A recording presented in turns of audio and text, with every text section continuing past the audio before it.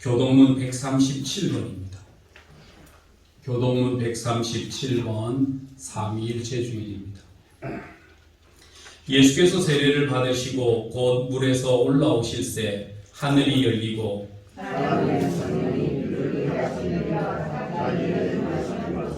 하늘로부터 소리가 있어 말씀하시되 그러므로 너희는 가서 모든 민족을 제자 삼고 아버지와 아들과 성령의 이름으로 세례를 베풀고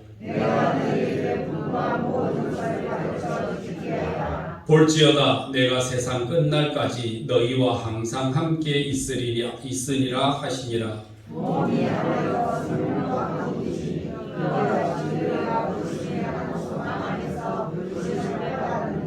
주도 한 분이시요 믿음도 하나요 세례도 하나요 하나님도 한 분이시니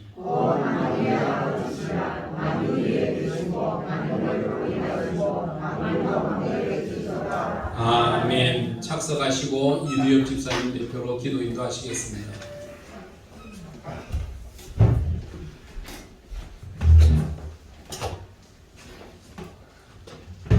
다같이 기도 드리시겠습니다.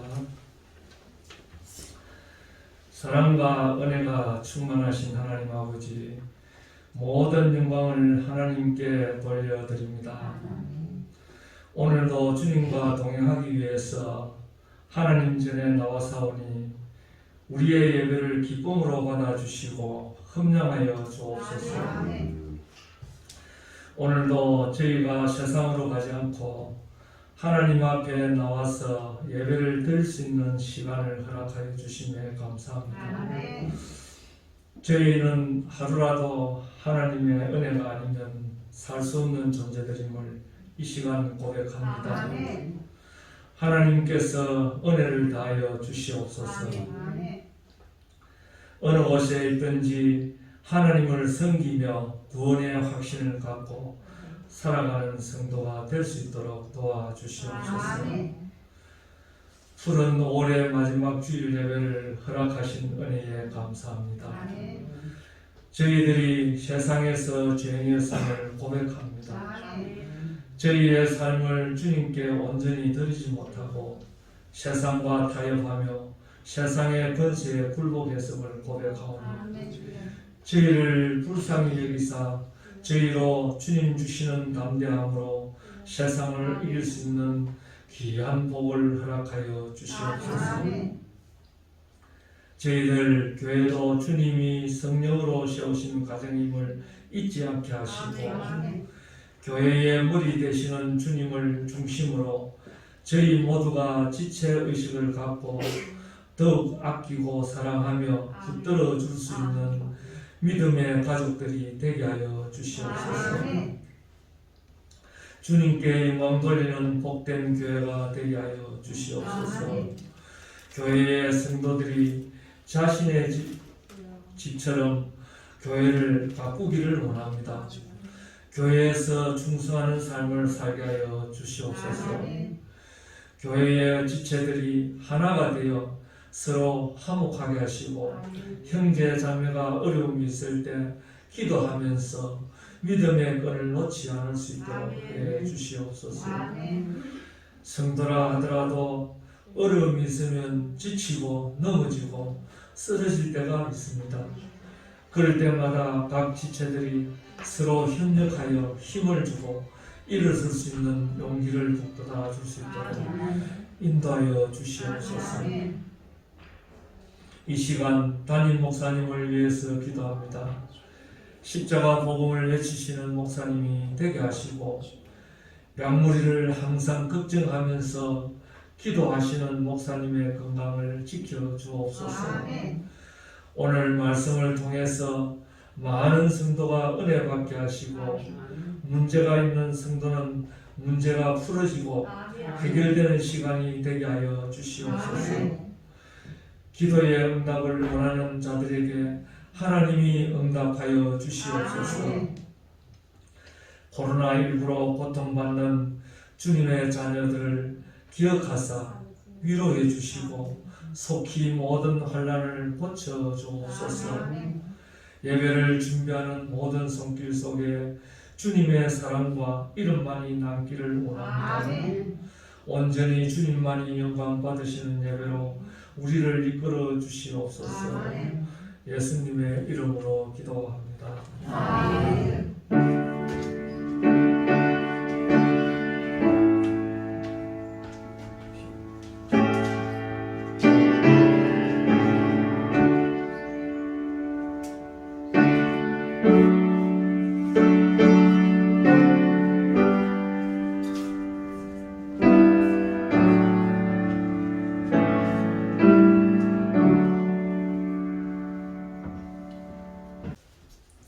사도행전 2장 42절부터 시작해서 47절까지 말씀입니다. 42절부터 47절까지 말씀 교독하겠습니다. 그들이 사도의 가르침을 받아 서로 교제하고 떡을 떼며 오로지 기도하기를 힘쓰니라.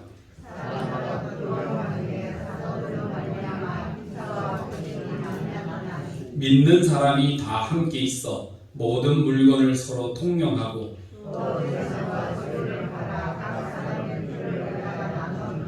날마다 마음을 같이하여 성전에 모이기를 힘쓰고 집에서 떡을 떼며 기쁨과 순전한 마음으로 음식을 먹고 하나님을 찬미하며 또 온 백성에게 칭송을 받으니 주께서 구원받는 사람을 날마다 더하게 하시니라. 아멘. 오늘은 우리 삼위일체 주일입니다.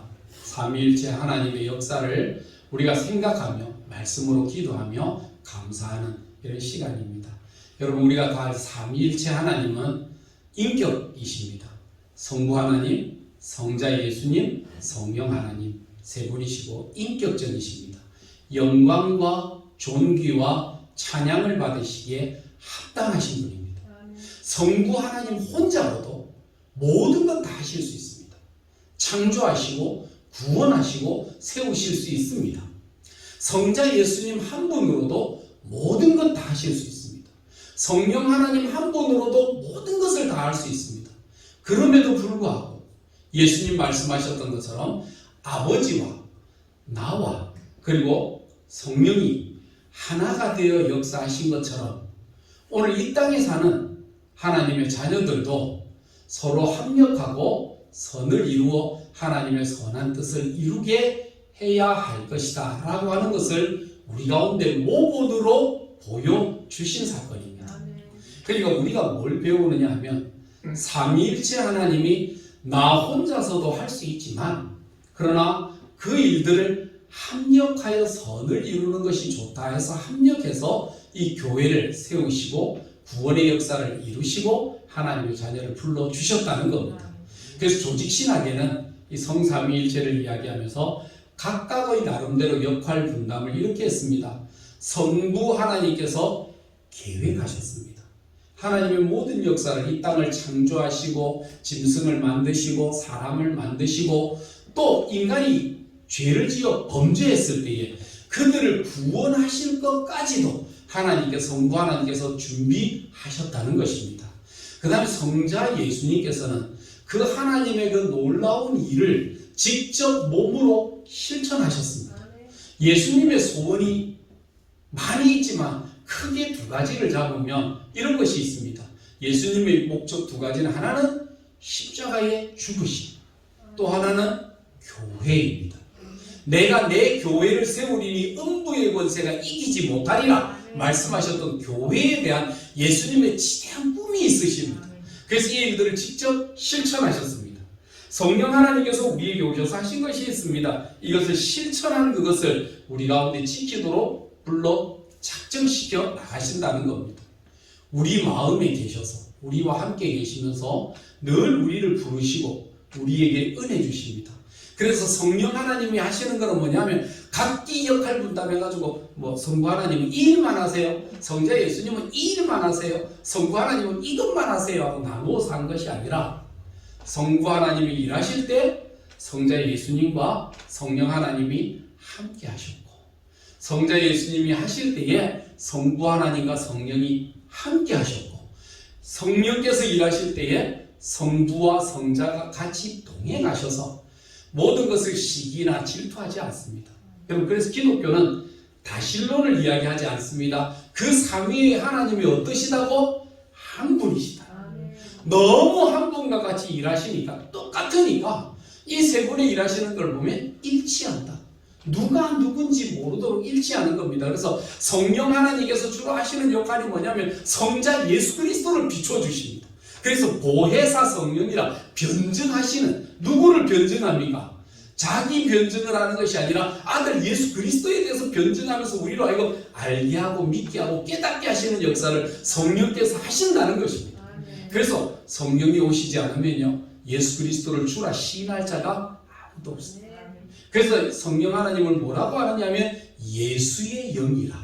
마치 예수님과 똑같은 것처럼, 예수님과 똑같은 우리가 느끼도록, 이미 육신을 가지신 그 부활하신 예수님은 하나님의 우편에 계시지만 이 땅에서 역사하시는 이 성령님은 예수 그리스도를 조명하고 계시기 때문에 그분의 삶이 너무 예수의 영이라고 할 만큼 예수와 동일하게 계시는 그런 역사를 보는 겁니다.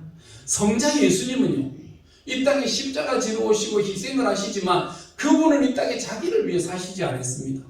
오직 아버지의 뜻을 위해 오셨습니다. 그래서 사람들이 하나님을 보여주시옵소서라고 이야기할 때 그럴 필요가 뭐겠냐? 나를 본 자는 아버지를 보았다. 내가 너희에게 말하는 것은 아버지의 지혜를 가르치는 것이고, 내가 너희에게 병을 고치고 능력을 베푸시는 것은 하나님의 능력을 보는 것이다. 내가 십자가에 죽는 것, 그것도 하나님이 너희를 위한 사랑을 보이시는 것이고, 내가 부활하는 그것도 너희에게 새 희망과 새 소망을 주기 위한 것이다. 이것이 바로 아버지다 라고 이야기하십니다. 그러니까 성자 예수님도 자기를 위해 일하시지는 않은 거예요. 누구를? 오직 성부 하나님을 조명하시는 겁니다. 여러분, 그렇기 때문에 우리가 일을 하거나 사역을 할 때에 정말 하나님도 한 분이신데, 오늘 우리도 교회 일이나 신앙의 일을 할 때 어떻게 해야 됩니까? 하나같이 일해야 되는 거. 그래서 성경이 이야기한 것처럼 우리가 하나인 것처럼 이들도 하나 되게 하옵소서. 이것이 예수님의 뜻입니다. 그 뜻을 위해서 세운 기관이 있습니다. 그것이 바로 교회입니다. 그래서 이 교회가 세워집니다. 그런데 세상 사람들이 하는 이야기가 있죠. 교회가 왜 그래? 이런 말 잘합니다. 그런 교회가 왜 그래? 라고 이야기합니다. 한번 물어봅시다. 교회가 뭡니까? 교회가 왜 그렇습니까? 누구 말 같다. 교회가 왜 그래? 이러는 것처럼 교회가 왜 그래? 왜 다툼이 있고 싸움이 있고 하나 되지 못하고 그래? 여러분, 우리가 교회를 생각할 때 우리가 잊지 말아야 됩니다. 교회는 두 종류의 교회가 있습니다. 하나는 지상의 교회가 있고요, 하나는 천상의 교회가 있습니다. 지상의 교회는 눈에 보인다고 해서 가견적 교회, 천상의 교회는 눈에 보이지 않는다고 해서 불가견적 교회라고 이야기합니다. 오늘 그래서 이 땅에 있는 교회는요, 눈에 보이는 교회는 교회라기보다는 하나 예배당의 형태인데 믿는 성도들이 모여서 예배드리는 장소인데, 이 자리에는요 불완전한 교회입니다. 그렇기 때문에 여기에는 뭐가 있느냐 하면 예수님이 비유로 말씀하셨던 것처럼 가라지도 있고요, 알곡도 있습니다. 가라지와 알곡이 혼돈되어 섞여 있는 자리가 바로 이 교회입니다. 그렇기 때문에 교회가 왜 그래? 라고 이야기할 때에 교회는 오늘 불완전한 교회다. 이 땅의 교회는 불완전한 교회지만 우리가 가야 될 저 하늘나라에는 완전한 교회입니다. 저기는 가라지가 올 수 없습니다. 택함받지 못한 자는 올 수 없고, 영원히 하나님의 택함받은 자들만 그곳에 올라가 완전히 성화된 자들로 하나님을 찬양하며 예배하는 바로 그 자리가 있다는 겁니다. 거기는 시집도 안 갑니다. 거기는 장가도 안 갑니다. 아픈 것이나 병든 것이나 죽는 것이나 고통이 없는 완전한 그곳이 바로 하늘나라입니다. 그래서 우리의 교회가 뭘 바라보느냐면 하늘의 교회를 바라보며 이 땅에서도 아버지의 뜻이 이루어진 것처럼 성도들이 뭐 하는 것입니까? 훈련하는 자리입니다. 마치 이 자리에서 하늘나라에 가서 내가 할 것처럼 이 자리에서 실천하는 자리가 바로 교회라고 하는 것입니다. 이 자리는 그래서 교회를 뭐라고 이야기하느냐 하면, 여러분 에덴 동산 하면 뭐가 생각납니까? 에덴 동산. 우리가 천국 이러면 천국이 뭐라고 생각됩니까? 이러니까 천국에는 아무것도 안 하고 놀기만 하고 과일이 있고 물이 흐르고 사슴이 뛰어놀고 막 독사굴에 손을 넣어도 물리지 않고 막 이런 거 가만히 들어보면 무슨 신선 같은 느낌이 든다. 그 신선이 뭐 사는 그런 것을 자꾸 천국이라고 에덴 동산이고 천국이라고 생각하는데, 여러분 천국의 가장 핵심적인 개념이 뭔지 아십니까? 천국의 핵심은요, 하나님의 다스리는 장소가 천국입니다. 우리의 가정이 어떻게 천국을 이룰 수 있습니까? 물어보면요, 하나님이 우리의 가정을 다스릴 때 그때 우리 가정이 천국이 되는 겁니다. 아버지가 다스리지 않습니다. 어머니가 다스리지 않습니다. 자식들이 다스리지 않습니다. 우리의 모든 다스림의 주권을 누구에게? 아버지께 맡겨두는 겁니다. 여러분 악동 뮤지션 하는 거기 아십니까? 걔들이 아버지가 선교사님이시라면서요. 선교사님 부모님이 선교로 나가면서 애들을 키울 여유가 없었대요. 그래서요, 자기가 다니면서 자기는 선교 활동을 하면서 하나님께 맡겼대요. 하나님 뭐 이 내 자식이지만 나는 낳기만 낳지 이게 어떻게 내 자식입니까? 하나님 자식 아닙니까? 하나님 잘 키워주실 줄로 믿습니다. 은혜 가운데 키워주실 줄로 믿습니다. 그래서 간섭 안 했대요. 크게 간섭 안 하고 크게 제재 안 하고 그냥 아이들에게 맡겨놔놨더니 하나님이 맡겼더니 하나님이 너무 잘 키워주셨다는 거예요. 여러분, 여러분들이 자식을 키우려고 하면 안 됩니다.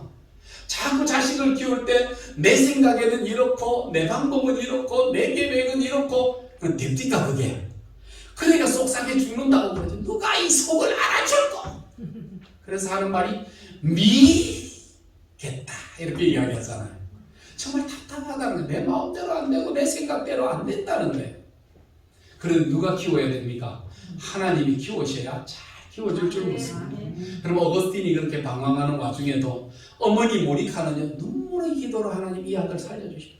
어린 시절 17살에 나가가지고 그래 세상에 여자하고 동거를 해서 자식을 낳고 데려온 그 17살짜리의 그런 아이 아닙니까?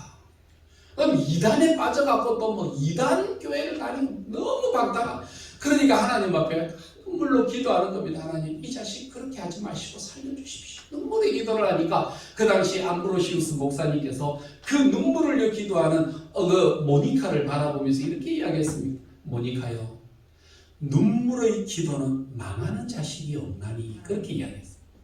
눈물로 기도하여 키운 자식은 망하지 않습니다. 그리고 우리가 어머니가 자꾸만 내 생각대로 내 방법대로 하려고 하면 안 되고요. 어떻게? 하나님 앞에 눈물로 기도할 때에 그 어거스틴이 하나님께로 돌아오고 하나님께로 돌아왔을 때에 그가 정말 기독교 역사상 정말 위대한 일을 했던 어거스틴이라고 하는 훌륭한 성자로 세워지지 않았습니까?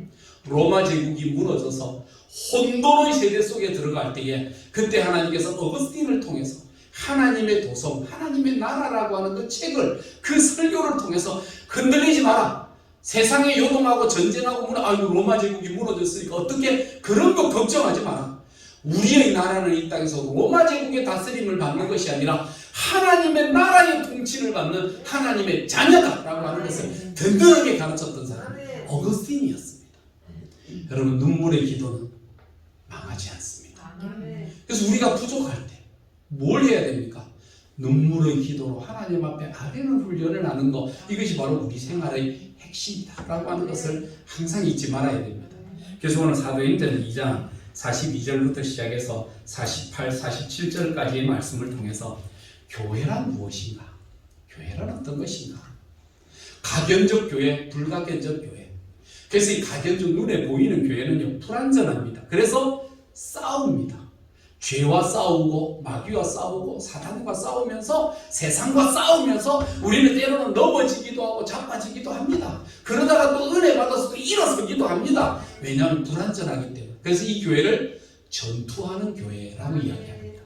하늘나라는요, 승리하는 교회입니다. 저곳에는 하나님이 다스리는 통치하는 자리에 누가 올 수 있습니까? 아니, 하나님이 계시다면 교회가 왜 망해? 하나님이 계시다면 교회가 왜 어려워? 하나님이 다 해주시지. 여러분, 이 땅은 전투하는 교회입니다. 그렇기 때문에 때로는 연약하여 쓰러질 수 있습니다. 개척교회를 시작했지만 시작해서 얼마 안 돼서 문을 닫고 끝내버리는 교회들도요, 부지기수입니다. 그런 속에서도 언젠가는 그럼에도 불구하고 이 땅에서 전쟁하는 교회고 영적인 전쟁이고 언젠가는 하나님의 세력을 붙잡고 나가야 되는 교회이기 때문에 이 땅은 전투하는 교회예요. 하늘나라는 승리하는 교회입니다. 그러니까 천상의 교회를 바라보며 지상의 교회를 어떻게 든든히 세울 것인가를 바라보면서 세상 사람들이 교회가 왜 그러냐 할 때도 니들이 교회를 몰라서 그래요. 진짜 교회는 저기에 있고 여기는 무슨 교회입니까? 이 아파트에 가면 아파트를 짓기 전에 먼저 뭘 해놔놓습니까? 모델하우스가 있어요. 그래서 사람이 살 수 있습니까? 못 삽니다. 단지 모델하우스예요. 이 땅은 뭐라고? 마치 무너질 것 같이 임시로 만든 것 같은 모델하우스 교회입니다. 그래서 태풍이 불고 집이 흔들리기도 하고요. 그 다음에 수도꼭지는 달아났지만 물은 안 나오고요. 그럴 때도 있습니다. 이 땅의 교회는 모델하우스거든요. 근데 우리가 가야 될 영원한 천국은 예비되어 있고 승리에 있고 영원히 하나님을 찬양하는 바로 그 자리입니다. 천국은 하나님이 다스리는 곳이에요. 이 땅의 교회는요, 이 목사가 서 있지만 저 하늘나라에 가면 우리 예수님께서 하나님께서 직접 통치하십니다. 해도 달도 필요 없고요. 여러분의 아픔거나 슬픔이나 걱정도 없고요. 오직 영원하신 하나님만 바라보며 기쁨이 충만한 바로 그 예배당을 사모하면서 나가는 겁니다. 자, 오늘 교회가 어떤 것일까? 많이 있습니다. 첫째는 어떤 것일까? 첫째는 42절을 보면 사도들의 가르침이 있는 교회입니다. 여러분, 사도들이 가르쳤습니다. 사도들은 어떤 사람입니까? 박사학위가 몇 개 있죠? 사도들의 전공은 뭐지요? 그들은 뭐 부유하고 넉넉한 사람들인가요? 사도들은요, 어부 출신들입니다. 사람들이 베드로가 나와서 설교할 때에 뭐라고 그랬느냐면 저 일장무식군이 나와서 어부고 물장무식경이 나와서 설교를 한다고. 근데 설교를 들어보니까 좀 대단하네. 어떻게 저렇게 할 수 있을까? 라고 묻는 허다한 제사장의 무리들도 예수 믿고 주께로 돌아왔거든요. 바리새인도 있고 제사장도 있고 율법에 능통한 서기관들과 박사들이 다 모여있는 그 자리에서 베드로가 설교를 했다니까요. 그들이 다 아멘 했습니다. 능력이 있었습니까? 아닙니다. 베드로도 물론 성경에 충만하여 하나님 말씀을 전했지만 사람으로 볼 때는 정말 볼품없는 사람 아닙니까? 그런데 베드로의 본의가 어디에 있습니까? 베드로의 본의는 자신에게 있는 것이 아니라 베드로 자신을 붙드시는 하나님께 능력이 있는 것입니다. 여러분, 목회자가 목회자로 볼 게 뭐가 있습니까? 여러분이 나 볼 거 있습니까? 뭐 여러분이 나보고 부러워할 게 뭐 있습니까? 우리 부러워할 게 없어요. 그런데 뭘 보고 목회자가 설교할 때 아멘 합니까? 그냥 목회자가 내 말을 하는 것이 아니라 하나님의 말씀을 대언할 뿐이죠.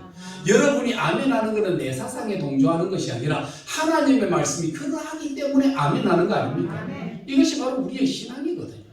그렇기 때문에 베드로가 설교했다라고 그랬습니다. 가르침이 있는 교회. 여러분, 성도와 성도 사이에 뭐가 있어야 됩니까? 가르침이 있어야 됩니다. 여러분, 앞선 사람이 조심해야 될 것은요, 내가 내 마음대로 하는 것이 아닙니다. 앞선 사람은 뒤에 오는 자들을 위해서 신중하게 조심하게 신앙생활 해야 됩니다. 하나까지도. 그래서 교회 가면, 훈련된 교회들 가면은요, 쫙 들어가가지고 앉아서 먼저 딴 것부터 안 해요. 앉아서 사람들하고 인사하고 그래서 뭐 노닥거리고 떠들고 이런 것부터 안 합니다. 먼저 딱 새신자들 내리고 가자. 이거 들어오는 거. 이번에 뭐 우리 아파트 옆집에 사는데 이런 거 없고요. 그냥 예, 새신자 왔습니다. 오셨어요. 인사하면 그 딱 데리고 들어가가지고 예배당에 딱 들어가서 앞자리에 딱 앉고 옆자리에 딱 앉아서 자, 기도부터 하자. 그리고는요, 성경책 딱 펼쳐놓고 그 다음에 자기 주머니 속에 준비했던 헌금을 그 위에 딱 얹어놓고 거기에 손을 딱 모으고 하나님 앞에 기도하는 겁니다. 하나님 왔습니다. 새 영혼을 하나님 지켜주시고 오늘 예배 중에 은혜 받게 하시고 사단마귀 틈타지 않게 하시고 하나님 영혼을 구원하는 그런 역사가 일어나게 해달라고 손 모으고 그 앞에 기도하는 그 모습을 진실하게 보여주는 거예요. 그냥 사람들에게 쇼하기 위해서 사람 하나 데려와서 내 오늘 전도했다 뭐 이런 게 아니고 정말 그 영혼에 대한 사모하는 마음, 옆에 손을 꼭 붙잡고 앞에 손 모으고 기도하면서 하나님 앞에 하나님 이 영혼 구원해 주시고 그동안 기도에 응답 주신 하나님께 감사합니다 하고 하나님 앞에 예배 드릴 때 딴 데 보지 말고 목사님만 쳐다보고 마음에 감동이 되면 아멘하고 이런 것들을 가르치는 겁니다. 저와 여러분이 뭐 해야 됩니까? 신앙의 훈련이 있어야 됩니다. 이런 훈련이 잘 되어 있는 교회는요, 웬만한 시험 가운데 넘어지지 않는데 훈련이 안 된 교회는요, 조금만 바람이 불면 그냥 겨가 날려다니듯이 지푸라기가 날려다니듯이 막 지저분해지고 시끄러워지는 그런 류의 교회가 됩니다. 그래서 신앙생활의 가르침을 통해서 훈련을 잘 받아야 되는데 베드로의 설교는 세 가지 특징이 있습니다. 세 가지 특징이 있는데 첫째는요. 오늘 읽지는 않았지만 14절 말씀이 있습니다. 14절 말씀에 베드로가 11사도와 함께 서서 소리를 높여 이르되 유대인들과 예루살렘에 사는 모든 사람들아 이 일을 너희로 알게 할 것이니 내 말에 귀를 기울이라 라고 이야기했습니다. 베드로의 설교의 첫째는요. 알게 하는 설교입니다. 신앙생활에 어떻게 합니까? 알게 하는 겁니다. 믿음이 참 안 자라는 사람이 있어요. 그럼 어떻게 저렇게 믿음이 안 자랄까? 여러분 아이들을 키울 때 아이들이 주로 병날 때가 있습니다. 아이들이 비만이 되고요. 여기 갔다 하면 나이도 얼마 되지 않는 조그마한 것들이 막 삭신이 쑤신다 하고 몸이 안 좋다 하고 이런 힘 어째서 그럴까? 병원에 데려가 보면요 특징이 있습니다. 뭐냐면 편식을 하는 거예요. 편식을. 아이가 편식을 하면 병이 납니다. 신앙생활에 저와 여러분도 마찬가지입니다. 믿음 생활에 편식을 하면 병이 납니다. 우리는 어떤 존재냐 하면요. 우리는 좋은 것만 하고 싶습니다. 좋은 것만 듣고 싶고 좋은 것만 하고 싶고 편한 것만 하고 싶고 티나는 것만 하고 싶고 보여지는 것만 하고 싶어. 여러분 이런 류의 신앙생활을 할 때가 많아요. 그래서 성도들 살펴보면 좋은 것만 자기 좋은 것만 하려고 해요. 그래서 자기 좋은 것이 되면 좋은 교회, 자기 원하는 게 안 되면 나쁜 교회. 여러분 그 틀린 겁니다. 그래서 바울 사도가 고린도 교회를 향해 뭐라 그랬습니까? 너희가 어린아이 때는 젖과 같은 것을 먹지만 조금 자라나면 그 다음에 죽과 같은 것을 먹고 장성에서는 단단한 식물도 먹지 아니하느뇨 그랬어요. 교회 와서 내 좋은 것만 하지 마세요. 내 하고 싶은 것만 하지 마세요. 그저 와가지고 이쁘다 잘했다 뭐 이런 것만 들으려고 하지 말고 그냥 때로는 욕을 들어먹고 해도 그게 하나님의 말씀대로 지키고 신앙으로 가는 길이면 남들이 뭐라 해도 나는 내 할 일을 해야 된다 라고 이야기하는 이런 믿음의 담대함과 용기가 있어야 되는 겁니다. 이것이 우리가 해야 될 믿음의 귀한 역사거든요. 알아야 됩니다. 알아야 면장을 하지. 근데 옛날에 면장이 있었습니까? 면장이 있었으니까 우리 일제시대 이후에는 뭐 면장이나 이런 게 있었잖아요. 옛날에는 면장도 없었을 것 같은데 어떻게 그 면장이라고 했을까? 어떤 한학자가 그걸 풀었어요. 면장이 뭔가? 그 면 하면은 면한다 하는 말이고 장 이러면 담벼락이라는 말입니다. 담벼락을 면한다는 말인데 담벼락 옆에 딱 붙어 있으면 시야가 좁아요. 시야가 좁아 안 보이는 거예요. 근데 담벼락을 면해서 멀리 가면 많은 것을 보이는 것과 같다는 거예요. 알아야 면장을 하죠. 여러분 이런 신앙생활을 가져야 되기 위해서 알기 위해서 가르친다라고 이야기했습니다. 두 번째 가르치는 것이 있습니다. 그게 뭐냐면 찌름이 있었다라고 이야기합니다. 37절 말씀입니다. 37절에 그들이 이 말을 듣고 마음에 찔려 베드로와 다른 사도들에게 물어 이르되 형제들아 우리가 어찌할꼬 하거늘. 그냥 복 받아라 잘되라 뭐 소원 성취 이루어진다. 여러분 나중에 이제 기도의 부분에 보면 나올 겁니다. 여러분 이런 류의 그냥 귀에 달리고 듣기 좋은 말을 하는 것이 아닙니다. 하나님의 말씀은요 좌우의 날쌘 검과 같아 우리의 혼과 영과 관절과 골수를 찔러 쪼개기에 부족함이 없다고. 죽어야 살거든요. 시퍼렇게 살아있는데 안 돼요. 우리 딸이 옛날에 친환경과에 있을 때 그때 이제 어떤 아는 분이 토종의 좋은 식물이다 그러면서 씨앗을 갖다 이만큼 가져왔더라. 그래서 줘서 받아왔어요. 아빠 잘 키워보세요. 받았는데 근데 심었어요. 심어갖고 나름대로는 이제 좋은데 심어갖고 잘 나기를 위해서 뭐 발화도 시켜보려고 하고 했는데 한 20개 심었는데 하나 나더라고요. 하나 나가지고요. 하나 가져다가 저 밭에다 심어놨거든요. 또 알면 또 뽑아갈까 싶어서 말은 안 하겠습니다. 밭에 20개 좋은 종자래요. 그 토종 종자고. 그거에다가 딱 심어놨으니까 나머지 19개는 안 나요. 그래서 왜 그럴까 하고 파봤는데요. 딱딱한 그대로예요. 안 죽었어.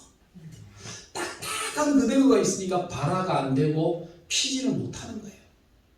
여러분 사람이 생명이 있으면요 자라납니다. 안 자라는 것은 생명이 없으니까 안 자라나는 겁니다. 병드니까 제대로 못 자라나는 겁니다. 여러분, 죽어야 산다는 예수님의 말씀을 기억해야 되는데 너무 시퍼렇게 자기가 살아있어. 내 자아가 너무 강하고 내 삶이 너무 강해서 정말 이거는 성령도 내 성질은 못 건드린다 하는 그런 사람이 있잖아요. 안 됩니다. 앉으면 풀도 안 나는 최씨, 강씨 이런 사람들이 있는데, 여러분, 너무 자기가 강하면은요, 열매 못 믿고, 열매 못 맺고, 생명이 없고, 자라나지 않게 된다는 것입니다. 그래서 하나님의 말씀이 뭐합니까? 찌르는 겁니다. 어떻게 살아나라고. 찔러야, 짜게 해야 되고, 나누어야, 여러분, 살아나는 역사가 일어나게 될 줄로 믿습니다.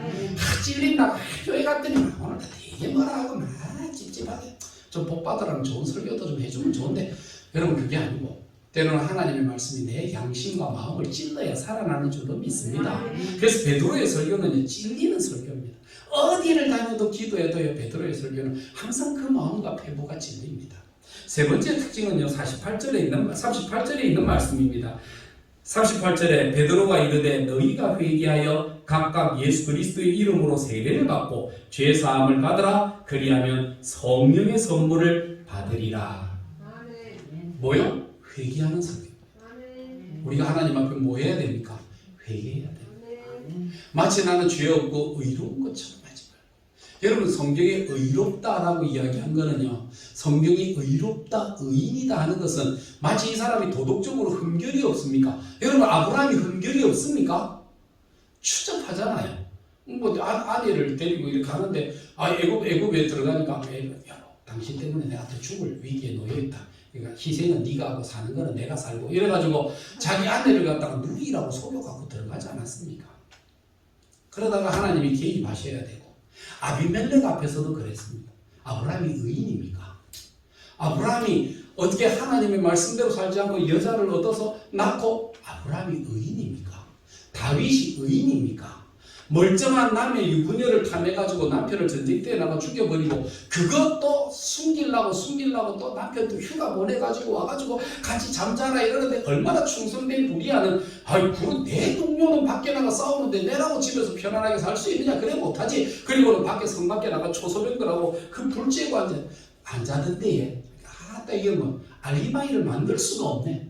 그러니까 요압에게 갈 때 편지를 써서 그 전투의 맹렬함과 강함이 어디에 있느냐? 라고 이야기하는 편지를 써서 보낼 때, 요압은 눈치 빠른 사람 아닙니까? 이걸 어찌 잘 제거하라는 이야기구나. 그래서 전쟁터에 가장 전진 배치해가지고 우리아를 거기 죽였잖아요. 그리고는 요압이 편지를 썼잖아요. 암흑의 전투가 있었는데 그날 전투가 정말 힘들었습니다. 전투가 힘들었는데 그 전투에 많은 사람이 죽었는데 그 가운데 우리아도 있었나이다. 완전히 죄를 저지르면요, 착착착착 맞아 들어가는데 어떻게 그래? 요나가 하나님을 떠나 도망하는데도요, 딱 가는 배가 대기하고 있다. 타는 순간에 출발했잖아요. 여러분, 형통할 때 조심하십시오. 여기서 우리가 신앙생활이 의롭다라고 이야기하는 것은요, 하나님과의 관계가 바르게 되어 있다라고 하는 이야기예요. 여러분, 교회 와서 신앙생활 할 때에 의롭다 이러니까 내가 도덕적으로 깨끗한 것처럼 이라고 사는데, 그게 아니고요. 우리는 그런 성인 분자가 아닙니다. 저와 여러분, 죄가 많이 있습니다. 육신의 정욕과 안목의 정욕과 이생의 자랑으로 우리는 죄로 물든 인생 아닙니까? 그런 인생임에도 불구하고 뭐가 있습니까? 하나님과의 관계가 바르게 세워져 있으니까 오늘 이 자리에 나온 거 아닙니까? 하나님의 말씀을 들을 때 내 마음에 찔리는 거 아멘이 되지 않습니까? 이것이 바로 의롭다. 하나님 편에서 나를 볼 때에 의롭다 인정하는 것, 이것을 칭의라고 이야기합니다. 하나님이 의롭다 인정하는 것. 내가 도덕적 완벽주의자라서 아닙니다. 우리는 죄가 많고 허물이 많은 자입니다. 성경에 보면 허물과 죄로 죽은 우리라고 그랬잖아요. 교회 오면요, 우리는 완전한 사람이 아닙니다. 허물이 있고요. 허물은 뭡니까? 우리가 살아갈 때에 좀 실수가 많잖아요. 죄는 아닌데 실수가 많잖아요. 죄는요, 우리가 하나님과의 관계가 삐뚤어진 게 죄 아닙니까? 그런 죄, 허물과 죄가 많습니다. 교회는 어떻게 이 사람들을 대처해야 됩니까? 허물은 덮어주고 죄는 회개케 해야 됩니다. 그런데 교회 오면 많은 사람들이 죄는 자꾸 감춰줘요. 죄는 감춰주고 뭐 허물은 막 퍼뜨리면서 소문을 내고 다녀요. 그 교회는 문제 많은 교회입니다. 기억하십시오. 허물을 덮어줄 때에 그 사람의 허물은 내가 고쳐주고 내가 보존해 주는 겁니다. 내가 지켜주는 거예요. 그 사람 허물이 많기 때문에 내가 옆에서 같이 있죠. 그런데 문제는 뭐냐면 죄가 개입되는 순간에 깨뜨려지고 나누어지게 되는 겁니다.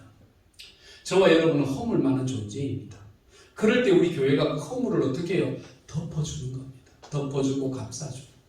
그 사람 못하면 내가 하면 되지 뭐. 꼭 그 사람이어야 되나? 그 사람 어렵다고 내가 하면 되지 이렇게. 여러분 나서는 이게 허물을 서로 덮어주고 허물을 서로 안아줄 수 있는 교회가 좋은 교회입니다. 그런데 죄에 대해서는요 관용해서는 안 돼요. 죄는요 반드시 죄를 이야기해서 회개하는 자리에 서게 하는 것, 이것이 바로 저와 여러분들이 가진 신앙생활의 역할인 것입니다. 죄는 회개하고 허물은 덮어주자. 이것이 우리 신앙생활에 가져야 될 거거든요. 그래서 베드로의 설교는요 사람으로 회개케 하는 설교였다라고 이야기하는 것입니다.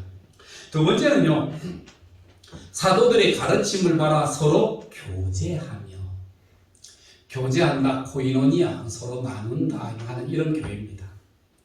여러분 사람들이 살아가면서 그 성인, 어른들과 어린아이의 특징이 있습니다.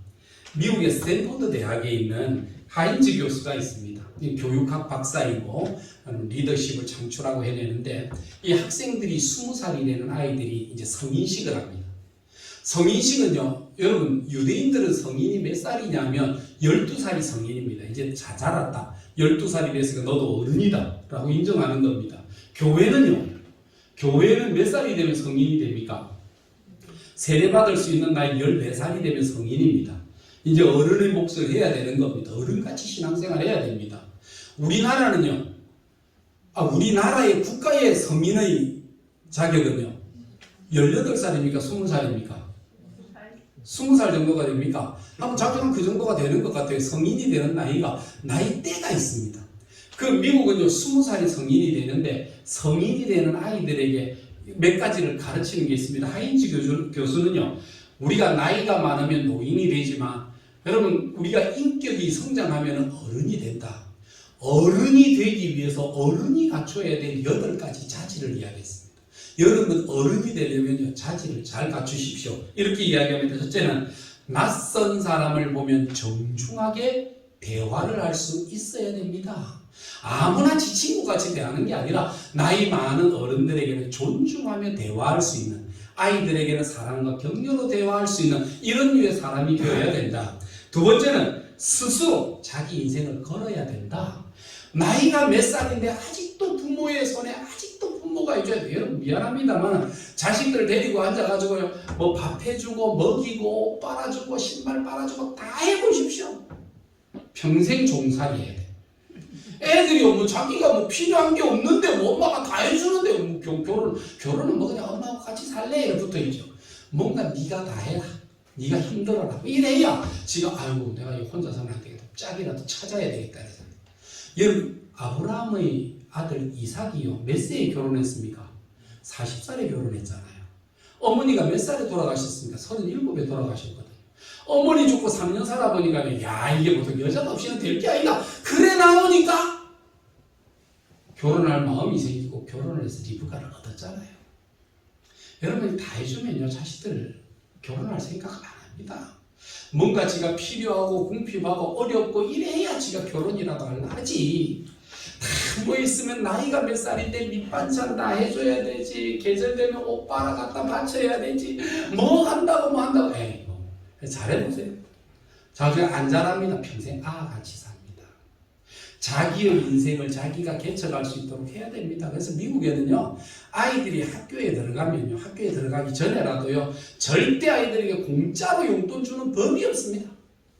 용돈 안 줍니다. 뭐라도 네가 집에서 역할을 해라. 네가 앉아서 심지어 아버지 구두를 닦든지 네 방 청소라도 네가 하든지, 아니면 밥 먹고 나서는 네 접시라도 들고 싱크대에 갖다 담그든지 뭐라도 네가 역할을 할 수 있는 네 인생의 개척을 네가 해야 된다라고 이야기하는. 여러분 그러면서 아이들이 자립성이 일어나죠. 옆에서 동계동계 하는데 누가 자립합니까? 안 합니다. 그러니까 지 스스로 자기 인생의 길을 걸어갈 수 있어야 된다라고 이야기합니다. 세 번째는요, 자신의 일을 계획하고 설계할 줄 알아야 되고 마치는 마감 시간을 딱 정해놓고 그 약속을 지키는 사람이 되도록 가르쳐야 된다. 주시경 스님입니까? 우리 민족을 뭐라고 그랬습니까? 유시무종이라. 시작은 있는데 끝을 마무리 못하는 용두삼위형의 국민성을 가지고 있다는 것. 일의 시작과 일의 끝이 없어요. 할 때는 뭐 할 거 가지고 와 이런다가 나중에 뭐 시인 방구 새듯이 뭐 모시바지 방구 새듯이 싹 사라지고 없어. 일만 막 이래 해나가놓고는 나중에 시일 다 사라지고 나서 없으면 누가 정리해야 되죠? 누가 끝을 봐야 되죠? 그래서 교회를 시작할 때, 모여 시작할 때 함께 기도하고 함께 해서 일을 분담해서 시작하고 마칠 때에 함께 마무리까지 다 하고 그 다음에 함께 모여서 기도하고 영광 돌리고 박수치고 격려하고 헤어지는 곳까지 가야 되는 거지. 시작만 있고 끝이 없어요, 인생이. 하다가 중간에 뭐 집에 일이 있다 바쁘다 뭐 이래저래 해가지고 다 마지막 남을 때는 안 하고 밥을 먹을 때는 막 열심히 막 잘 먹다가 설거지 할 때 되면 사라지고 없고 뭐 이러면 안 되잖아요. 끝까지 달아가서 끝까지 같이 해줄 수 있는 이런 사람들이 어른의 삶이라는 겁니다. 그 다음에 있습니다. 자기의 집안에 필요한 일을 감당해라. 자기 집안에 일이 있을 겁니다. 그러면 하나라도 감당할 수 있는 집안의 이 부분은 너의 몫이다. 이 부분은 네가 정리해. 네 방이라도 네가 잘 치우라든지 아니면 집안에 있어서 뭐가 고장나든지 뭐 말이라도 있으면 야 말이라도 네가 잘 관리를 해라. 개를 사주면 개는 네가 알아서 잘 키워라 라고 이야기하는 자기에게 맡은 가정에서 맡긴 일이 있어서 그 일을 잘 하게 하는 것입니다. 그 다음에 또 있습니다. 그 다음에 타인의 개입 없이 인간관계 잘 맺어라. 남들이 개입하고 싸워놔놓고 화해도 할 줄 모르고 누가 나서서 저거 해주면 안 되나 이래갖고 하지 말고 왜 자기가 잘못해서 나서 미안합니다. 내가 잘못했네. 내가 좀 성질이 그런 거 알잖아. 미안해. 이렇게 자기가 사과도 할 줄 알고 화해도 할 줄 아는 사람이 돼야 되는데 한번 토라지면 평생을 원수가 돼요. 다시는 얼굴을 보지 않으리라. 뭐 이래가지고 원수가 되면 이건 어른이 아니라 애입니다. 애. 싸우고 나면 손 붙잡고 화해할 수 있는 스스로 남의 개입 없이 내 스스로가 잘못했습니다 말할 줄 알고 내 스스로가 괜찮습니다 라고 말할 수 있도록 사람이 커야 어른이 된다는 겁니다. 먼저 여섯 번째는요, 인생의 문제를 대처할 준비를 해라. 인생은 문제가 많다. 인생은 문제가 많은데 그 문제를 어떻게 대처하고 해결할까 하는 것을 스스로가 알아서 해결할 수 있어야 되는. 그래서 인생이 어떤 문제가 닥칠지 모릅니다. 문제가 있을 때 그 문제 닥칠 것을 생각해서 준비하고 계획하고 예비할 수 있는 마음들을 가지고 살아야 된다는 겁니다. 앞에 미래가 없어요. 희망이 없어요. 네 앞으로 뭐 할 건지 모르겠어요. 뭐 좀 되겠죠. 그 요새는 아이들이 뭐 남자나 여자나 물어보면 뭐 돈 많은 남자 하나 잘 물어서 잘 살면 되고 여자들도 뭐 남자들도 물어보면 어때 뭐 나이 많은 누나 같은 사람 왜 옛날에는 어린 여자가 좋다고 해서 어린 여자 찾아 결혼하더니 요새는 남자들이요 누나 같은 여자를 왜 엄마같이 나를 품어주고 안아주고 보태주고 뒤에 앉아서 기저귀 갈아주고 아이고 자기 인생에 대해서 인생의 미래를 대처하고 준비할 줄 모르면 안 되고 어른이 되기 위해서는 문제 많은 인생이 뭘 준비하고 대처해야 될 건가를 생각하고 가야 된다는 겁니다. 일곱째는요, 돈을 벌 줄 알아야 되고 번 돈을 관리할 줄 알아야 됩니다. 돈을 어렵고 힘들게 벌어서요 낭비하며 써서는 안 되잖아요. 버는 것도요 잘 벌어야 되지만요 쓰는 것도 잘 써야 됩니다. 이것을 계획하며 살아야 됩니다. 그래서 돈을 벌어라만 하지 말고 돈을 벌고 관리하고 어떻게 쓰는 것도 잘 가르쳐야 됩니다. 마지막에는요, 감당할 수 있는 위험이라는 게 있습니다. 내가 이걸 할 때 좀 부담스러운데, 내가 이걸 하기 조금 힘든데, 버거운데 라고 하는 감당할 수는 있겠지만 감당할 때 뭔가 버거운 어려움이 있을 때에 그 어려움을 향해서 도전할 수 있어야 됩니다. 어렵다고 회피하고 어렵다고 못한다 하지 말고 어려운 그것도 내가 할 수 있다라고 하는 마음의 자신감과 용기를 가지고 살아가야 비로소 어른이 된다라고 했습니다. 아이같이 신앙생활, 아이같이 믿음생활, 그저 편하고 좋고 쉽고 그러면 안 돼요. 세상 사람들도 어른이 되려면 이렇게 해야 된다면 하나님의 백성들이 믿음의 성숙하면요 이것보다 더하게 살아야 되지 않겠습니까? 성숙한 신앙인이 있어야 되는데 성숙함이 없으면요 찌그닥거리고 싸우고 다툽니다. 그래서 누가 그러더라고요. 교회가 부흥하려고 하면 싸움만 안 해도 교회는 부흥한다. 맨날 싸워요. 그런 교회가 되지 아니하도록 교제를 잘 할 수 있어야 됩니다. 다음 세 번째는요. 오직 기도하기를 힘썼다라고 이야기해요. 기도하는 교회. 여러분 우리가 기도라고 이야기합니다. 여러분 기도하면서 왜 낙심하죠? 기도하면서 왜 실망하죠? 어떤 사람들이 기도해서 응답이 안 된다고 해서 하나님이 계시면 의심스럽다 해서 그래요.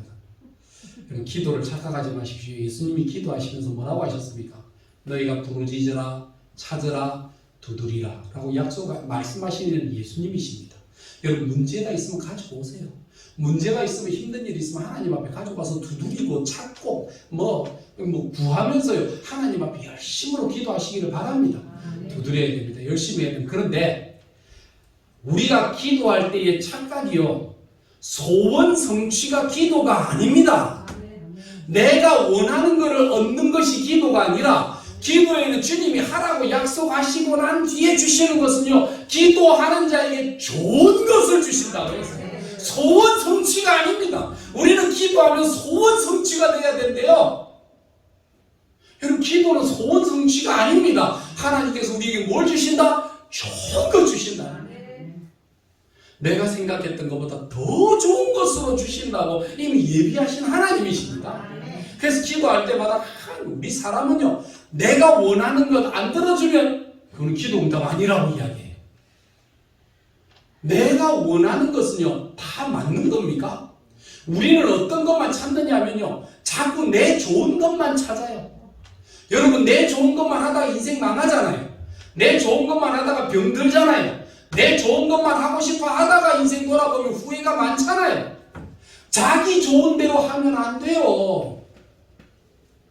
우리는 늘 내 좋은 대로, 내 하고 싶은 대로, 내 하고 싶은 것만, 좋은 것만 하려고 하기 때문에 기도도 소원 성취의 수단으로만 자꾸 쓰려고 그래요. 기도는 소원 성취가 아닙니다. 기도하는 자에게 하나님이 분명히 약속하신 것이 있습니다. 좋은 것을 주시겠다고. 세상을 이길 능력과 힘을 주시는 거예요. 여러분 돈이 아니라도 돈 때문에 내가 찌질이 군상같이 살아서 못 살겠다. 내 놓치기 하려고 하나님 앞에 그러는 게 아니라 돈이 있든 없든 그 세상 속에서 이길 수 있는 하나님의 용기와 담대함을 주셔서 가지가 없으면 굶어 죽기밖에 나겠나. 내가 죽을 때 하나님 굶어 주시겠나. 아멘 나는 믿음으로 합니다라고 이야기하는 이런 담대한 용기와 자신감이 생기는 하나님 우리에게 좋은 것을 주십니다. 여러분 그 부산에 가면 감남산 기도원입니까? 그 양산에 거기도 우리도 청년 시절에 자주 가고 그랬는데 그 이용란 원장님 그 강원도 산골짜기 처녀 그 처녀가 그 있을 때 하나님 그 기도하는데 기도 열심히 하는 처녀인데 하나님 응답 주셨어요. 응답 주시고 나를 위해 구국재단을 쌓아라. 하나님의 백성들 와서 이 나라를 위해서 기도하는 구국재단을 쌓도록 해라. 그 음성을 듣고 잠시 사진 한 장 같은 거 착 보여주시더라는 거예요. 여기에다. 근데 그 사진 하나 가지고 집원도 없고 어디로 가게 지도도 없고 이게 경상도인지 전라도인지 어디인지도 모르고 그래서 잠깐 보여주는 그거 하나 붙잡고 전국을 헤맸다. 전국을 헤면서 하다가 양산에 언덕까지 딱 도착했을 때 거기에서 이 자리다. 내게 꿈에 보여주신 그 자리가 바로 여기구나. 그리고는요 거기 앉아서 하나님 이곳이 주님 앞에서 제단을 쌓을 구국제단입니까? 여기서 나라를 위한 기도의 제단을 쌓겠습니다. 하나님 많은 주의 종들과 주의 백성들이 와서 이 나라를 위해서 하나님 기도할 수 있는 터전이 되게 해달라고 그 앞에서 기도했대요. 27살의 처녀가. 진짜 무서운 거는요 개도 안 무섭고 늑대도 안 무섭고 호랑이도 안 무서운데 사람이 제일 무섭대. 처녀가 거기 있으니까. 그러니까 때로는 거기 가서 기도하는데 사람이 부스럭거리면요 저기 와서 내한테 무슨 해코지 할까 싶어가고요 거기서 거기서 세수를 하겠습니까? 샴푸가 있겠습니까? 그러니까 막 구치하게 된 모습을 사람이 너무 놀라니까요. 막 미친 척하고 막 돌아다니고 막 이러니까 사람들이 사냥꾼들이 왔다가 미친 여자가 여기 있다고 자기들이 도망가더래. 어느 날 겨울에는 그 자리에 앉아서 하나님 앞에 기도하면 하나님 이 재단이 싸울 수 있게 해달라고 하나님 앞에 갑자기 추워가고 너무 눈이 와가지고 추워가서 떨면서 그 자리에 추위에 그냥 잠시 까불어 쳤는데 자는데 그가 뜨뜻하더래요. 뭔가 뜨뜻하고 온기가 있어서 뭔가 싶어서 보니까 어디서 나타났는지 늑대들이 그 자기를 독줄로 싸가지고 늑대 털을 잡고 자고 있대. 늑대 이불을 덮고 늑대 베개를 메고 그 밤에 그렇게 자기는 살아났대요. 그곳에서 기도하고요. 그곳에서 성도들이 오고요. 천막을 짓고 기도하고 하나님 앞에 부르짖을 때 때로는 500명이 1000명이 구국재단 여름 수련회 겨울 수련회 되면 거기서 유명 강사들의 집회가 일어나기 시작하면서 그곳이 주의 재단으로 불붙기 시작하는데요. 거기에 교회를 짓고 기도실을 짓고 수련관을 짓고 거기서 해나가면서 뭐가 있었습니까? 여러분 지금은 그 재산이 어마어마합니다. 1000억이 넘는다. 근데 그게 내 것도 아니잖아요. 다 하나님 앞에 다 모든 것 다 드리고 하나님 앞에 갈 준비하고 기도하면서 여러분 구국 재단을 쌓는 거. 나라를 위해 기도하는 거하고 나하고 무슨 상관이에요? 나는 내 좋은 것만 좋은 신랑감 만나게 해주시고 좋은 결혼하게 해주시고 좋은 자식들 낳게 해주시고 내 인생만 인생 펼쳐지도록 로또 같은 인생 살게 해달라고 그런 기도. 우리는 좋은 것만 찾으면요 자기 중심적이고 이기적이고 하나님의 뜻과는 전혀 상관없는 기도만 합니다. 근데 그 자리에서 그런 기도가 아니라 하나님 영광을 위해서 하나님 이 나라를 위해서 하나님 이 나라를 위해서 나를 기도의 제물로 삼으신다면 내가 평생 내가 시집 안 가고도 기도합니다 라고 이야기하고 기도하며 고생길로 걸어왔던 그 한 여자를 통해서도 하나님이 일하시잖아요. 우리는 특징적으로 좋은 것만 달라고 해요. 쉬운 것만 편한 것만 폼나는 것만 안 자라나는 거예요. 어렵고 힘들고 단단한 것이라 할지라도 교회에 오면 따라합시다. 교회에 오면 순종학교에 입학한 것이다. 여러분 이거밖에 없습니다. 교회 오면 나는 없습니다. 무조건 하나님의 말씀 가운데 순종하고 뜻 가운데 참 내가 어떻게 되는 그게 중요한 것이 아니라 합력하여 선을 이루는 삼위의 하나님도 합력하여 선을 이루셨으면 우리도 합력하여 선을 이루는 자리에 서야 된다라고 하는 믿음의 공동체를 이루고 손에 손잡고 마음을 모아 찬양하면서 하나님의 뜻을 세워나가는 거룩한 공동체가 될 때에 이때 교회의 역사가 이루어지게 된다는 것입니다. 나중에 43절부터 시작해서 뒤에 할 것도 더 많은데 다음 주일날 합시다. 기대하시나? 개봉 박트. 다음 주일날 말씀 나누면서 우리 교회에 대해서 더 나누었으면 좋겠습니다. 함께 기도합시다. 하나님, 교회가 무엇인지 모릅니다. 기도가 무엇인지 모릅니다. 어린아이와 같이 그저 내 하나 소원 성취하고 나 하나 잘 되고 나 하나 잘 먹고 나 하나 편안하고 살아가는 여러분 그런 어린아이 같은 신앙, 여러분 이런 믿음으로 살아갑니다. 그냥 나가 아니면 안 되는 것처럼 생각하는 어린아이 같은 이 모습에서 벗어나 하나님 세상에서도 어른이 되기 위해서 해야 될 일들을 돌아보고 살피듯이 우리가 신앙의 장성한 분량을 가진 자가 되기 위해 어떻게 해야 될지를 자세히 주의하여 지혜 없는 자 되지 아니하며 지혜로운 자 되어 하나님의 선하신 역사에 동참하는 믿음의 자녀들, 믿음의 성도들 되게 하여 주시옵소서.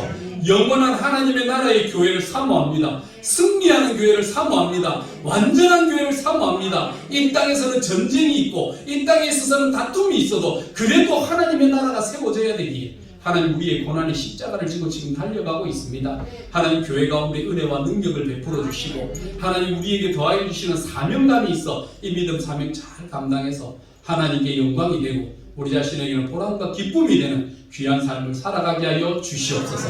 예수님 이름으로 기도드리옵나이다. 아멘.